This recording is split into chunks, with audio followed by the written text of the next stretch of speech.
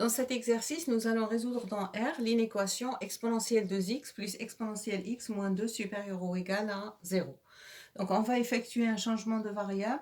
On pose grand X égale exponentielle x avec grand X qui est strictement positif. En effet, exponentielle x qui est strictement positif. Et donc, on élève x au carré, ça fait exponentielle x au carré et ça fait exponentielle 2x. Donc, l'inéquation s'écrit en changeant la variable de cette façon, grand X au carré plus grand X moins 2 supérieur ou égal à 0. Donc, ceci est une inéquation de second degré. Le but ici, c'est de factoriser le trinôme de second degré x au carré plus x moins 2. Donc, pour le factoriser, donc on va calculer le discriminant delta. Delta égale à b au carré, 1 au carré, moins 4 fois 1 fois moins 2. Delta ici égale à 1 plus 8, ça fait 9. Delta est strictement positif, donc ce trinôme va admettre deux racines. Donc x1, grand x1 égale à moins b, donc moins 1, moins racine de 9, 3, sur 2 fois 1 sur 2, et grand x2, c'est moins 1 plus 3 sur 2. Donc, grand x1 égale à moins 4 sur 2, ça fait moins 2. Et grand x2 égale 2 sur 2, ça fait 1.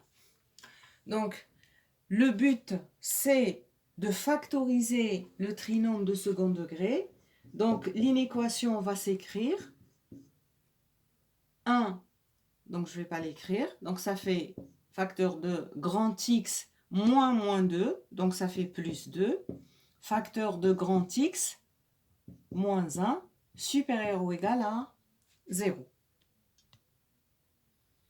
Et en remplaçant grand X par sa valeur qui est exponentielle x, donc ceci revient à exponentielle x plus 2 facteur de exponentielle x moins 1 supérieur ou égal à 0.